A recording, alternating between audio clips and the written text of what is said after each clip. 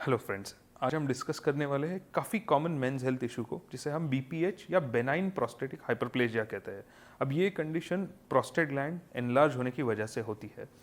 Because ये prostate gland enlarge होता है, वो ब्लैडर और ऊपर किडनीज की तरफ भी प्रेशर बढ़ा सकता है। तो ये काफ़ी प्रिवेंटिव और ट्रीटेबल कंडीशन है।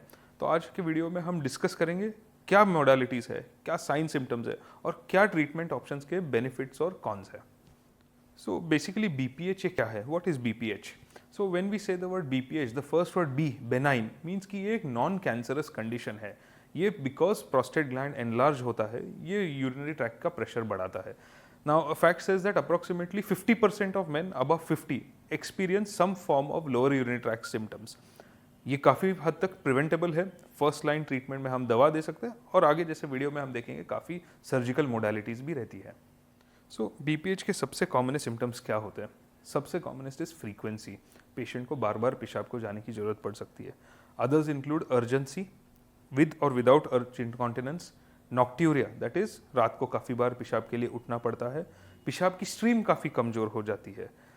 Some patients complain of sensation of incomplete voiding, यानी पेशाब जाने के बावजूद भी पेशाब होने की सेटिस्फैक्शन नहीं होती। And other patients have complain such as a reduce stream, burning etcetera. BPH की ट्रीटमेंट मोडालिटीज क्या है? Not every patient will require surgery. After careful analysis and patient management can be tailor made as per the patients need. So हम पहले शुरुआत करते हैं watchful waiting और conservative lifestyle management से। पेशेंट को हम बता सकते हैं कि फ्लूइड इंटेक पे कंट्रोल रहिए, avoid alcohol and caffeine intake unnecessarily. The second most common modality of treatment is medicine. हम एक अल्फा ब्लॉकर करके ड्रग क्लास है, इंक्लूडिंग टैम्सुलोसिन, एल्फ्यूजोसिन एक्सेट्रा, जिससे हम ब्लैडर के स्मूथ मसल्स को रिलैक्स कर सकते हैं।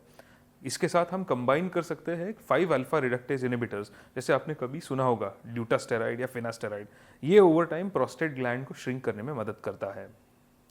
Thirdly, the most common gold standard treatment is TURP, that is transurethral resection of the prostate. ये मोडालिटी के अनुसार हम पेशाब के रास्ते से जाते हैं, दूरबीन से प्रोस्टेट को चिप बाय चिप निकाल के पेशाब का रास्ता क्लियर करते हैं। अभी नए मोडालिटीज़ में लेज़र प्रोस्टेटेक्टमी काफ़ी पॉपुलर हो चुकी है।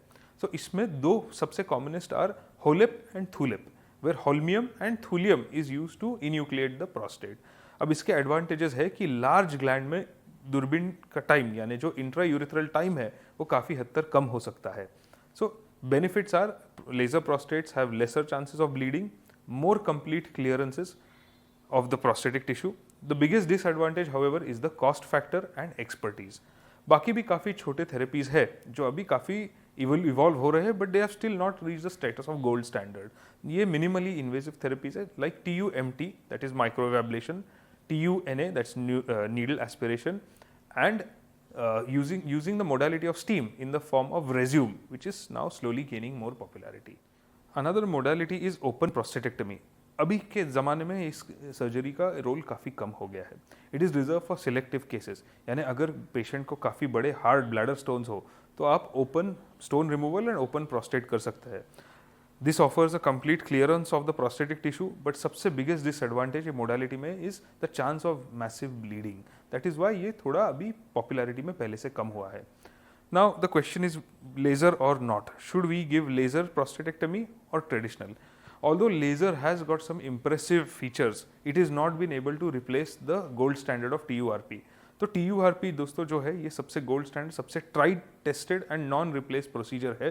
Laser prostatectomy is getting there but has not yet replaced it. So दोस्तों BPH ये काफ़ी कॉमन और ट्रीटेबल कंडीशन है। अप्रोप्रिएट ट्रीटमेंट और लाइफस्टाइल चेंजेस के साथ हम पेशेंट को काफ़ी हद तक रिलीफ दे सकते हैं सिम्टम्स से। Laser prostate surgeries, minimal access surgeries are all useful, as well as your TURP and other gold standard techniques. अगर आप किसी को जानते हैं जो BPH के सिम्टम्स से स्ट्रगल कर रहे हैं तो please don't hesitate and BPH के सिम्टम्स को प्रिवेंट करना काफ़ी मुश्किल है, पर हम इसे कंट्रोल कर सकते हैं। So first of all hydration, avoid pani और any other kind of fluid intake after 8 PM at night. So आपके चांसेस कम होते हैं रात को पेशाब के लिए उठने के लिए। Secondly, avoid trigger food such as caffeine, alcohol, जिससे पेशाब का प्रमाण बढ़ता है। Thirdly, high fiber, low fat diet is beneficial for preventing these symptoms. तो BPH के symptoms को prevent करना काफ़ी मुश्किल है,